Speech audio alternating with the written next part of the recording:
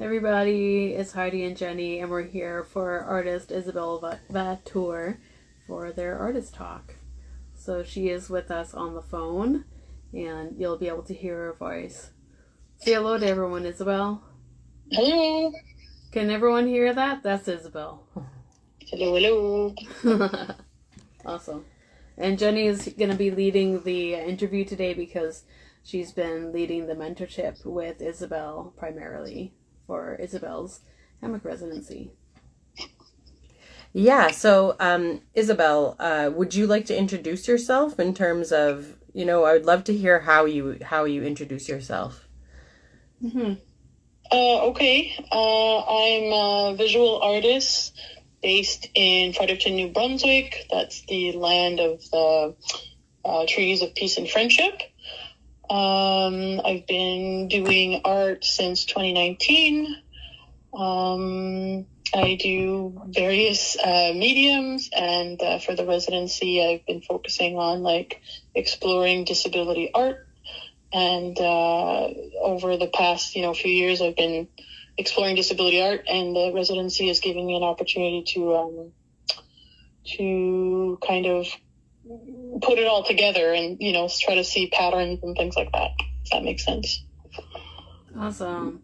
And how did you come to disability art, Ysabelle? I started my art practice through art therapy. I just decided one day I thought it would just make me happier, sort of thing. I just went to the dollar store and went nuts, just doing art for me. And I wasn't concerned about making it pretty or showing it or whatever. And I used to do art when I was a kid, of course, like we all do. And I was never attracted to painting because I have a visual impairment. I don't see any color. And I'm like, why would I fool around with color? That's like being a chef without taste buds. Like, that doesn't make sense to me. But since I was just doing it for me, that wasn't an issue. So I was just playing and fooling around. And then I'm like, okay, I need to do this all the time now. Just challenge myself, do it every day for a year sort of thing. And then just join everything, just join any art events in the city. So that's what I did. And then my art kind of became out there. And then because it was kind of relevant to the art, I don't see color in my painted, so I felt like I needed to mention that I'm a visually impaired artist. And then, I don't know, I just must have discovered it along the way to learn about disability art, because I was always kind of attracted to stuff like that. In the city, I saw an exhibit at the library, and it was art from people with mental health concerns. And I think I saw prison art once, and I was so fascinated with that. So the expressiveness of it, the communication part of the art. So yeah. That's interesting. So when you say you kind of came into your practice via art therapy, were you working with an art therapist, or was it just sort of your own self-driven kind of exploring? No. So it was just me. It's a silly story I've told before, where my boss gave me this quiz, and it had to do with your happiness in your career or something. And the results of the quiz said I needed autonomy, creativity, continuous learning. I forget, this stuff like that. And that was none of that was in my work that I was doing.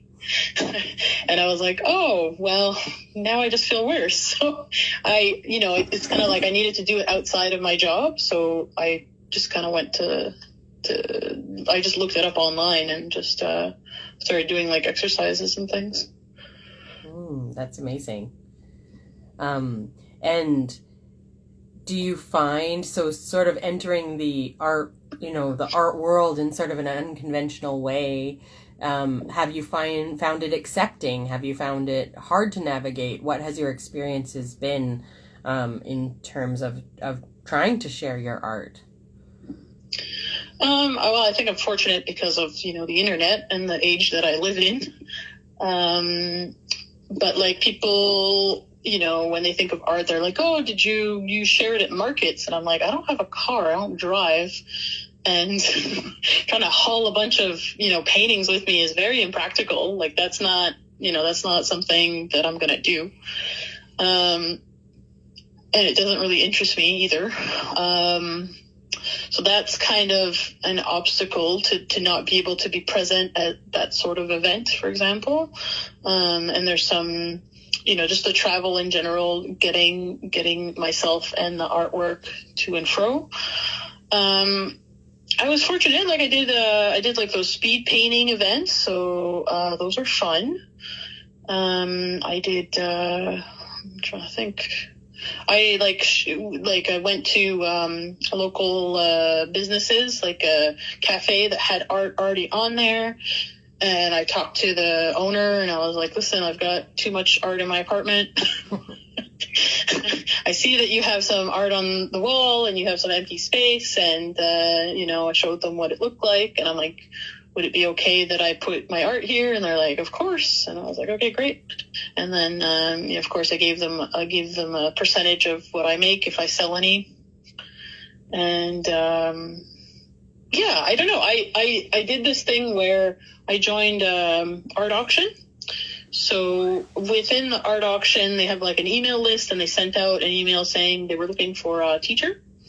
And I was just learning different techniques on my own, like how to paint with oils that are non-toxic, how to do acrylic, how to do pastel, whatever. So I was just learning each thing on my own and teaching it to myself. And I had just learned how to do oil painting, and this student, I forget how old she was, like 11 or maybe in high school, was wanting to learn oil painting. And so I pitched my offer that I was like, oh, well, I would like to have that opportunity. And they accepted me, surprisingly. Like, I didn't have any experience. I just taught myself. And I guess I was focusing on the non-toxic part. And I think I was one of the younger applicants that applied for that opportunity. So maybe, I don't know why they chose me, but they did. And because I got the opportunity, I went to the craft library, and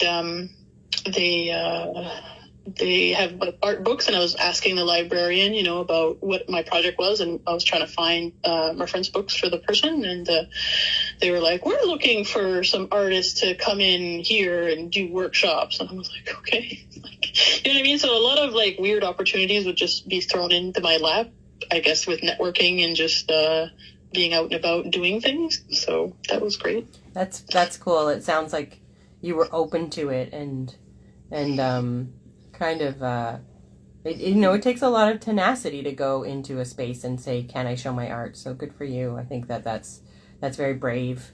And yeah, I love that. So, you say you sort of started your practice around 2019.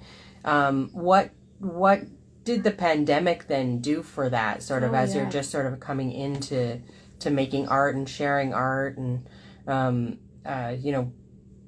becoming parts of different art, community is such a big part of my art practice and many people. And yeah, I'm just curious as to how that changed, or did you find it generative, or did you find it sort of alienating? Like, how was the pandemic experience in relation to your art practice for you? I did my first artist in residence during the pandemic. And it was more accessible to me because of the pandemic, because it was online, so I could work from home, and, because otherwise it would have been in their space. And this year it was the first time I did it in their space, and it wasn't, as easy as as it was when it was online, that's for sure. So I think that helped. And I think maybe because of the pandemic, people kind of, well, I don't know, this is just my assumption. I just assumed that, the artists would lean back a bit, and they're like, okay, well, I'm just taking a break, and they wouldn't apply to these opportunities as much. So maybe it gave, more emerging artists a chance to just apply. I don't know. Because I did apply for things like a solo exhibition, and I got rejected. And then maybe a few months later, and I asked them for feedback. I said, is there anything I can do to improve? Is there any feedback that I can get?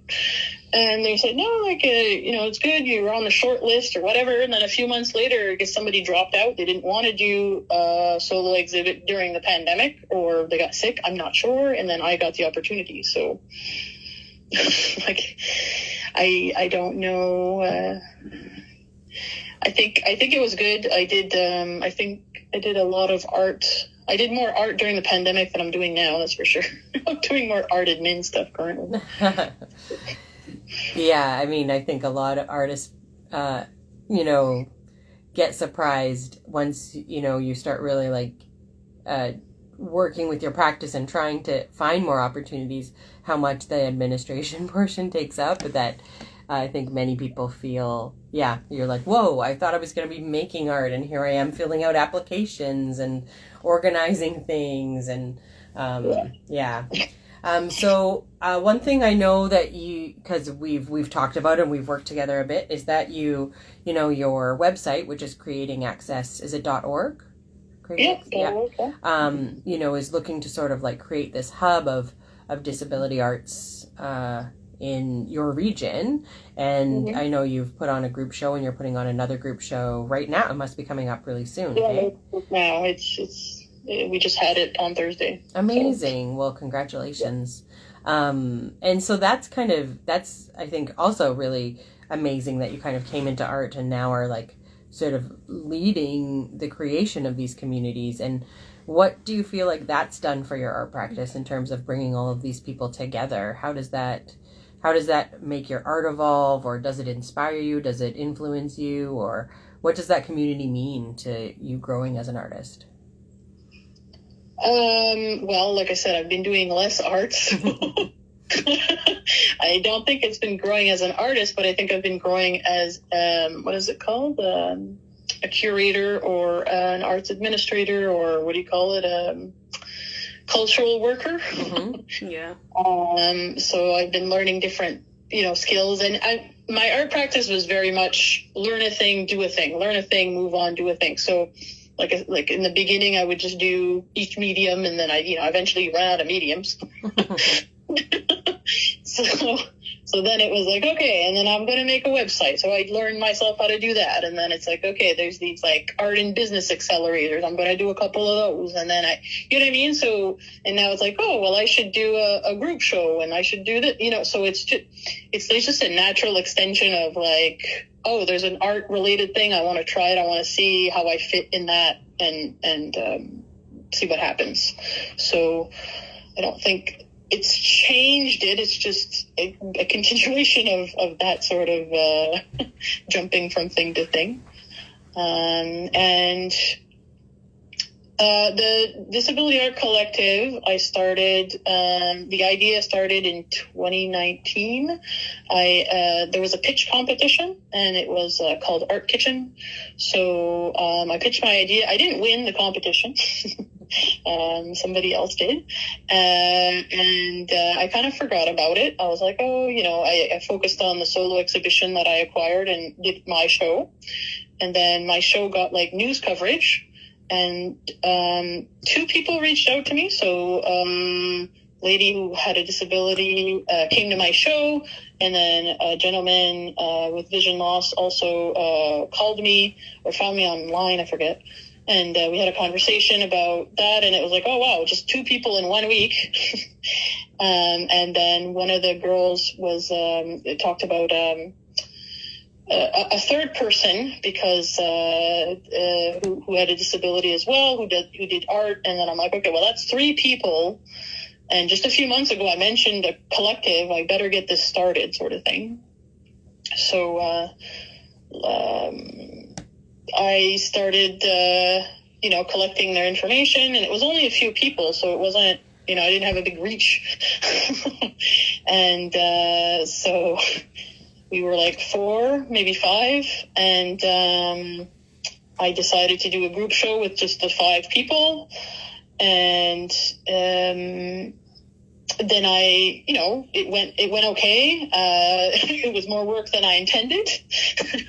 And you're asking about the pandemic. The pandemic had 0 views of our show because it was like during one of the lockdowns, and it was like winter, and like I put a guest book. We had no signatures on it. I'm like, oh, okay. So I decided to film it and do like an audio description, and then submit the video to some events and things. And, that's so smart, Ysabelle. Yeah. Yeah, well, I wanted to be seen because I felt bad for the people. Like, most of them, it was their first show, and I'm like, well, this is not fair, like, so. And I tried to get as much news coverage as I could, because we weren't, nothing was getting seen. So, all of that was a lot more work than I anticipated. And then I was like, I don't want to do this. Like, I don't want to do these group show things. It's too much work.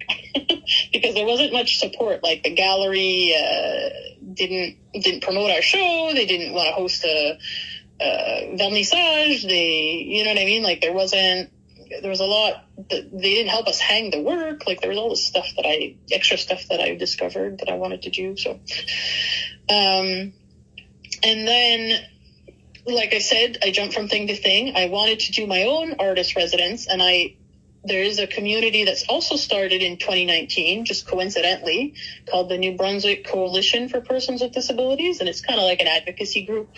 And I've never seen that in the province that I live in ever. So I thought it was pretty cool. I was like, finally, because I know stuff like that happens in other provinces all the time. And I'm like, there's something here. And they had like Zoom meetings, and they... and then I had this idea of like, okay, what if I did an artist residency with them? So that's what I did. I got the opportunity through the Arts in B. They sponsored it, which was good. And I spent like 7-8 months working with them, doing like kind of like mentorship, really. I would just talk about what I learned, and it was trying to foster their creativity. And I learned that a lot of them wrote, like there was a lot of poets in the space, and it's like that wasn't much of my practice. Like, I wrote a couple poems, but that wasn't. So I was like, okay. So my partner at the time writes poetry, so I brought him in to be like, okay, let's have a guest speaker, and we did a workshop, and I was like, man, we need to write a book. So we wrote a book. Oh, amazing. It's just like. Yeah. I mean, that's kind of beautiful. It sounds like one thing kind of leads to another. There's something very organic happening. Very much like that. Yeah, I need to learn how to stop and say no to things. So the event that I did on Thursday, the group show, it was our second group show. Like, what I'm trying to say is because of the artist residency, I gained so much more membership for the New Brunswick Disability Art Collective. So last year I told you we had 5, and now we have like 55. Wow. So I'm like, it didn't seem fair to not have a second group show. Wow. And my partner kind of instigated that. Like, I wasn't going to do it. He just like, I had a group showing last year, a solo exhibition last year. I got him a solo exhibition last year, and my mother, because the guy is like from our little village, and he's very easygoing, and he has this gallery, and I was like, oh, it's so easy. You just ask him, and he's like, yeah, sure. And I'm like, great, put that on the art CV. And my partner was like, we could do a group show, and then he just called them and set it up without my consent, and I was like, well, I guess I'm doing it now. Okay.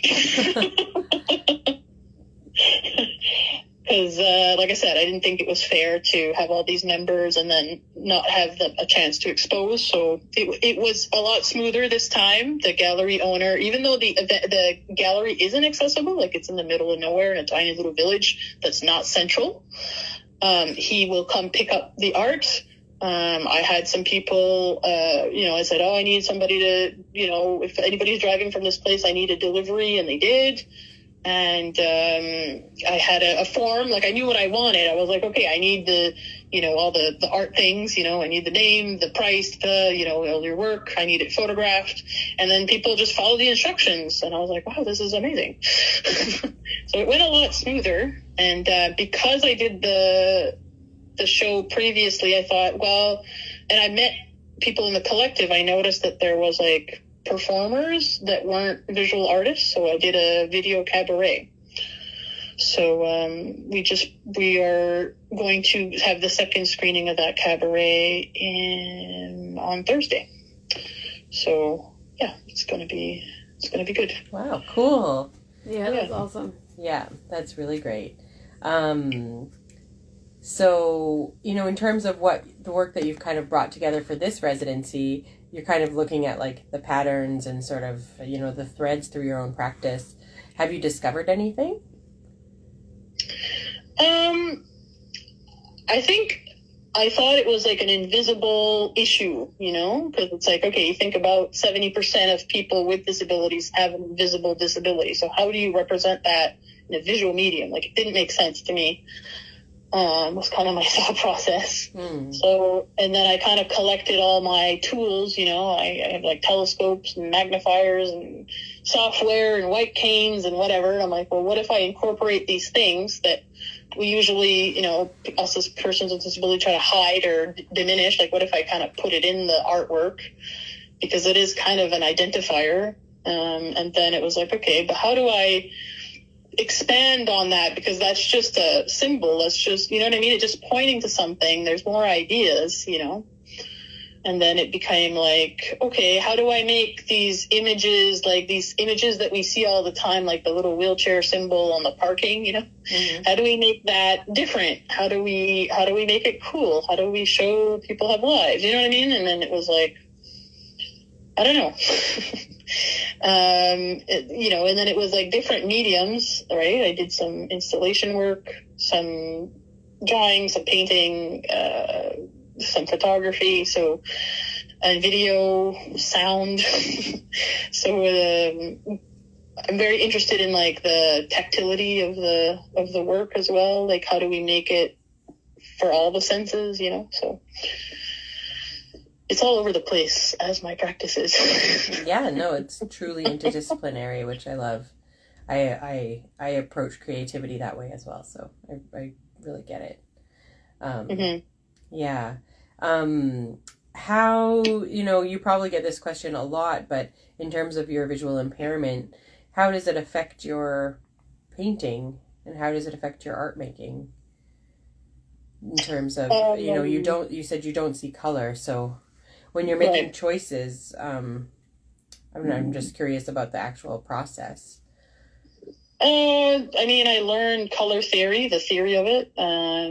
So I try to use only 3 or 4 colors and, the ones that match, I guess. And I'm very cognizant because I'm a woman that wears clothes, and I'm French, and French culture is very much about your look, your appearance, fashion, and all that stuff. So I'm very good at memorizing the colors of the clothes that I wear and what matches with what. You know what I mean? Like, it's like I have this knowledge that I don't see, but it's like I it's just information, right? It's kind of like you could tell me, somebody could talk to you about electricity, but it's like I don't know how to make it work. Like, I just know the theory. Yeah. So I use paint that's what's it called? Like pure pigments. So there's less chance of having weird combinations, like the yellow isn't mixed with the green. You know what I mean? So or the random other things that would cause confusion. I don't know.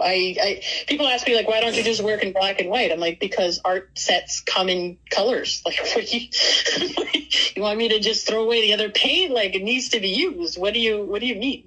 Yeah, no, of course, yeah. Ysabelle, I thought I'd read out some of the comments that we've gotten on our Instagram, on our live. So, Fully Woven says, quote, "So we wrote a book. Wow." I loved that one. And Kathleen Ledger 92 says, "Ysabelle's a beautiful soul, I tell ya." Kathleen is in the book. Oh, amazing. Yeah, so basically, I should clarify that. So it's a poetry, it's a group poetry book. So it's a kind of like an anthology. So I did, it wasn't that difficult because my partner, again, is a poet, and he's written a couple books. So he wrote the foreword to our book, and he helped me organize it a bit. And since I'm an artist, I did the cover page. It wasn't, So we just printed it. But yeah. Yeah, we were talking about the process. Because, like, so most people's vision is 20/20. That's a normal state of sight, I guess. And mine's like 20/200. So, what you see at 200 feet, I have to go all the way to 20 feet to see it, sort of thing. Yeah. Mm-hmm. So, I take a lot of pictures on my phone and I zoom in a lot. So I don't, if you notice, especially, when I started, I did a lot of portraits.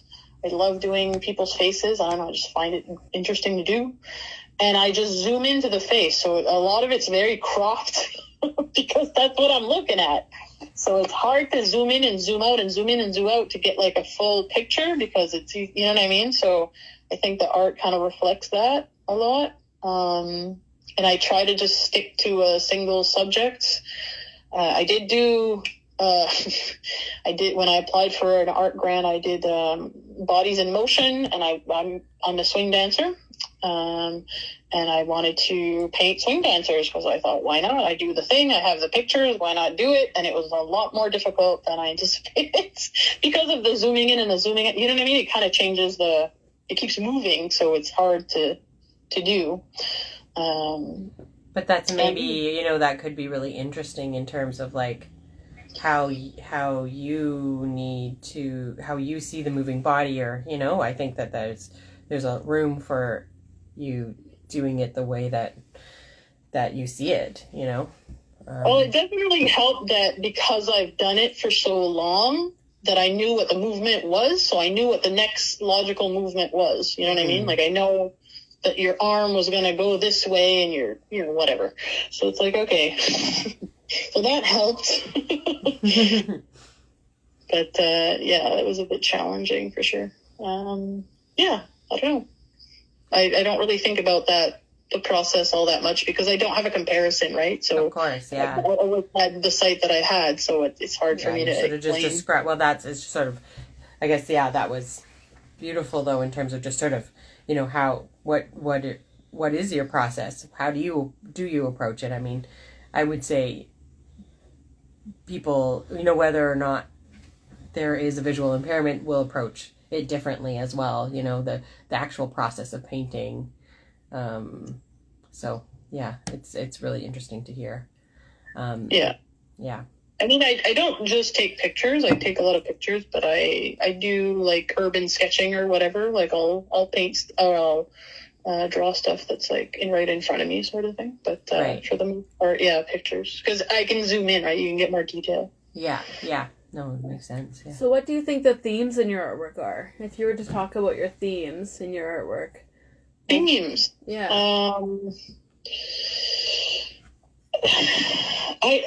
I once described, like, I really like poetry in the sense that it's, when you read a poem, it's like, especially like the slam poets, or you should say when I hear a poem, it's like visceral, because it's usually their personal experience, and it's like, it rings true, and if you feel kind of like your heart vibrating, it's like, oh yeah, like that's, you've uncovered something that I've experienced, but I've never articulated before. That's always kind of what I'm going for. Mm-hmm. I don't know if I succeed in it, but that's what I enjoy about other people's art. So I'm always trying to, especially with the faces, right? Like it communicates so much different emotions and feelings and things. So there's definitely that theme. And then how do I communicate like identity with the disability and whatnot, is another theme. I do I'm part of I don't know if it's a collective. I don't know it's a group, a group of people who are doing, it's called Harm to Harmony, and it's basically like art for climate change. So there's definitely some nature elements to my work as well, and how to try to communicate that. So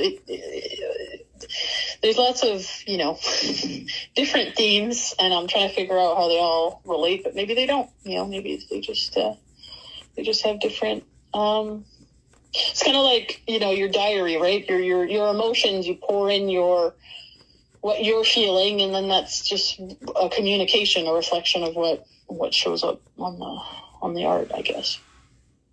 If that makes sense. Yeah, that's very cool. In terms of is there a medium that you feel more drawn to now that you've tried so many different ones and self-taught so many different ones? Is there materials that you feel like are your favorite? I really liked gouache, mostly because it's so versatile and it's easy cleanup. I need to get back into painting. The last time I painted was like a few weeks ago at a speed painting event, and it was like, it felt so alien when I was doing it. I was like, what am I even doing anymore? I don't know how to do this. Because I had an idea in mind, but I couldn't execute it. You only have 20 minutes, so you don't have that much time to, belabor your point. You got to hurry up and do it. So the idea became, I think I changed my mind 3 different times in the 20 minutes, so it just became an abstract painting after a while. But I need to, I want to get back into actual painting, so got to get rid of all this administrative stuff first. So you're going to be coming to Vancouver for the show. Yay! Are you excited about being here? Of course. But are you excited about what you're going to show, or is there anything you want to, you hope to sort of see or learn when you come to BC? Oh, so many questions in one question. I know, sorry. I seem to do that. In terms of what I'm showing, I think I'm showing, it's different than what's on Instagram. So I thought, I'll show just different phases of the work, because I feel like the disability art is not the pretty art that I make, if that makes sense. It doesn't have as much aesthetic value as the faces and things that I like to do. Because it's just trying to communicate the idea. And sometimes if it communicates the idea, it doesn't really matter what it looks like, and it doesn't seem to match sometimes. Yeah, conceptual art versus like aesthetic art is very... Yeah. So I think the art that I'll be showing is a little bit more aesthetic. And yeah, I mean, because of the pandemic, it was nice to go on a lot of Zoom events, and I think I learned more about the disability art community through there, because there were so many things happening, and I was researching, disability art throughout Canada, and then I saw like different organizations that exist in almost every province except mine. I was like, why? This doesn't make any sense, because we're the second highest, population-wise, we're the second highest rate of disability. So it's like, why don't we have this? So yeah, that is strange. Yeah, so I'm kind of informally it, I guess, because when I got interviewed for things, they were like, oh, disabled artists in the media. Wow. Like, it's like they never saw it before or something. And I'm like, okay, wait a minute now. Hold on. I'm sure they exist. We just need to find them. Yeah. Then again, going back to that invisible disability thing, Yeah. Yeah, because it's like I very much can pass. I have a white cane, but I don't use it for the most part. I just use it when I'm in an airport because it's terrifying in there, and I don't know it's too big and complicated for me to navigate. But yeah, it's interesting because they call it an ID cane. So it's not for me, it's for other people to know. Yeah, it's true. It's such a weird concept, you know what I mean? It's like, okay, thank you. What? Like, I need to broadcast this information? I don't know. It's weird. Yeah, and it's exciting to see the art scene in BC, because it's such a big city compared to where I live. I live in such a tiny little. I mean, you wouldn't even probably consider a city. It's just like a little town to you. Yeah. What do you like about living in your little town? I grew up in a village, so this city to me is big. So I don't really see it as a little town, but I grew up literally in a hamlet. It was all trees and hermits by the water. So, we didn't have a bus system. We didn't have a mayor. We didn't have any, you know what I mean? Like, there was nothing. So to come in a little community where I can walk to where I need to go, and I can take the bus, like, for like a blind person, taking the bus is like getting a driver's license. Like, ooh, I can go places. Like, amazing. I don't have to like depend on other people to take me places. So, yeah. And I got a tricycle, so it's easier for me to navigate. And Fredericton is beautiful in the sense that it has we used to have a train system, and they paved it all, and so it's now beautiful bike trails, and it goes all across the city. So it makes it really accessible for me to kind of go from one place to another on the bike. Amazing. We have another comment on the Instagram from Jason Young Art. He says, "Interesting. I really appreciate how you challenge the audience to look at disability differently." He said, what you said about the airport and others really says something clear about society. Yeah, I agree, because Yeah, because it's like, that's another thing about art. Like, I'm not a trained artist, right? I didn't go take art history or what have you. So I know that there are some conventions in the art world, like you put somebody on a horse, it makes them important or something. I don't know. There's stuff like that. There's symbols and signifiers in art that I don't all know about. And it's like, I don't think there's that history in terms of disability art, because it's not that it's new, but it's not as old as other forms of art, I guess. And, there's all these different, I don't think there's a unified way of looking at disability throughout the world either. So, but I mean, the media portrays a certain way, and then of course where you're from and what you hear from other people, you have a sense of what people think about certain things, right? And as I get older, that becomes more and more confusing, because it's like, okay, what I thought was a kid, like, do people still think that now? You know what I mean? Like, it's hard to know what, how your art is being perceived or viewed or whatever. What does it mean? So that's very hard to answer, because it's like, I don't know what the current perception of things are. And it's like, I meet people, like in the collective, right? Like, clearly to me, it's very clear that the person has a disability. Like, they struggle to, have their art practice thrive because of the conditions that they have. But because it's a newly acquired disability, I don't know how old they are. They're probably like in their 40s or whatever. They're kind of embarrassed by it. They don't want to be considered as one of them. It's like, why? You think I'm cool, right?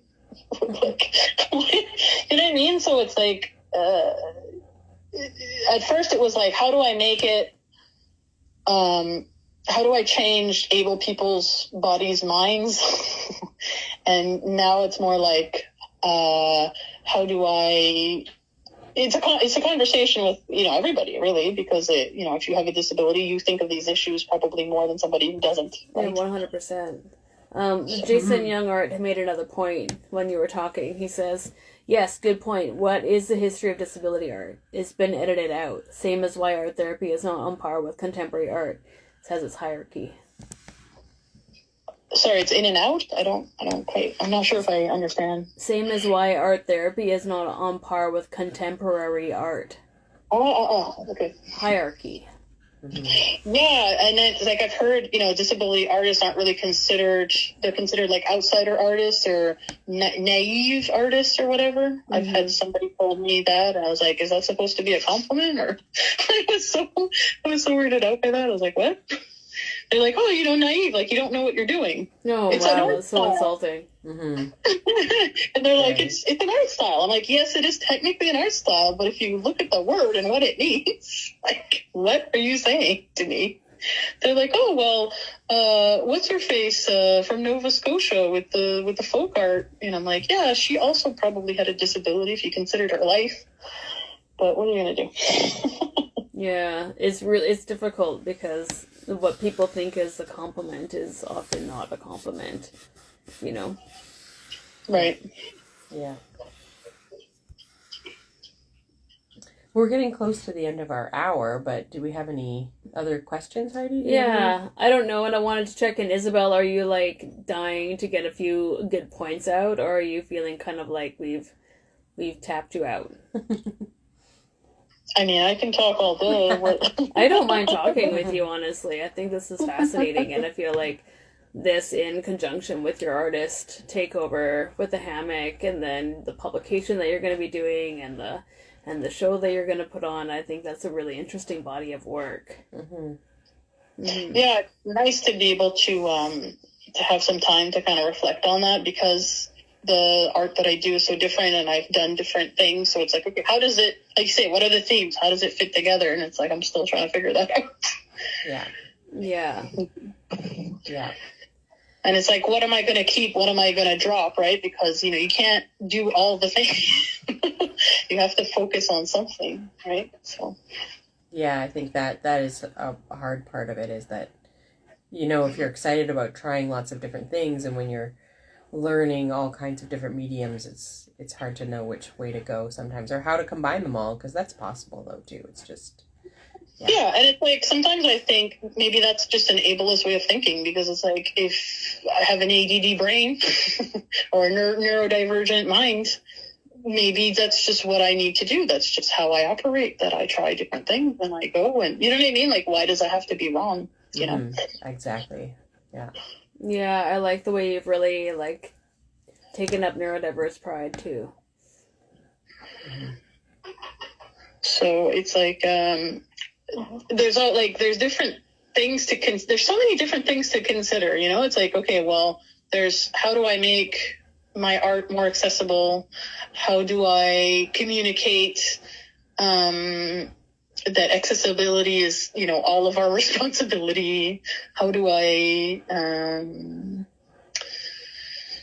like, how do I express, the ideas that I'm thinking about that aren't fully articulated in my head? Sometimes you make something and it becomes more clear, Mm-hmm. It's like, I don't know what it is, but it's part of something, and it's, eventually it's going to mean something, You look at it later and you're like, oh, that's what that was, Mm-hmm. So, and I find it interesting, we had, a few years ago, we had a disability art symposium in Atlantic Canada. It was our first one. And so we had the different art bodies throughout each province, and they weren't as on par as the other province. You know what I mean? Like, they didn't have a plan for accessibility and stuff for a lot of them, or you know what I mean? There's a lot of work that needed to be done. Like, we don't have the legislation as they do in Ontario and things like that yet. So it's like, yes, we have a high rate of disability in the province, but then we don't have the community rallying that we have in the bigger provinces, and the kind of the thoughts and ideas sometimes are, it's like, when I talk about disability art, do they even know what I'm talking about? Like, you know what I mean? Like, do they know what disability pride means? Like, sometimes I'm wondering if people think like, oh, is that just gay people with disabilities? I'm like, no, it's not. It's not quite what I'm after, but what are you going to do? Mm-hmm. Right? Mm-hmm. So, yeah. Yeah, well, good for you, because you are doing a lot. It sounds like you're really, spearheading a lot of interesting things. So it's very exciting. And making a big difference for your community. Mm-hmm. Yeah, I mean, I think ideally it'd be great to be one of, like, to have a disability art kind of center or something, and create opportunities for other people. But it's like the infrastructure doesn't exist, and I don't know quite how to do it. So, and I can't, sometimes I have the expectation that I should be doing all the things that the other people are doing. It's like, wait, they probably have several employees and things. Mhm. Right, exactly. Yeah, they're getting paid, or yeah. Yeah. But it's like what you want and like what you're able to do, and how do you get other people on board, So Yeah. And it's like, how did these things happen? Was it just one person and it just happened, or was it a government thing, or was it a group of them? I don't know, right? Yeah. But yeah, because it's like, oh, am I offending people? Like, am I, sometimes it's like, I think I submitted something once, and I forget what I said or what I did, but somebody was upset, and it was supposed to be shown somewhere, and one of the community members that they showed it to, like, they just showed it to a small little group, and somebody in the group was like, oh, I didn't, I think they didn't understand what the, meaning, like the hidden meaning was, or whatever, or the sarcasm or something. It kind of went over their head. And yeah, it wasn't shown. I was like, oh no, you don't I don't really want art to be a conflict. I'd rather it just to be like a conversation. I don't want it to like shut a door down, or, close an opportunity. It's like kind of the opposite of what I wanted to do. So it's a bit tricky. Hey, Ysabelle, it's 11, and I think this is when Jenny has to go. So we're at the end of our hour. But I wanted to share this comment because I thought this was the perfect comment. They just put it on the Instagram live chat.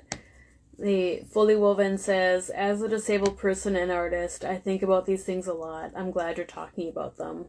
Thanks. Yeah, great. Yeah, that's Thank lovely. you for hosting this. Yeah, it's been so nice to hear about your practice. I hope everyone listens to this talk. I think it was fantastic. Yeah, thank you.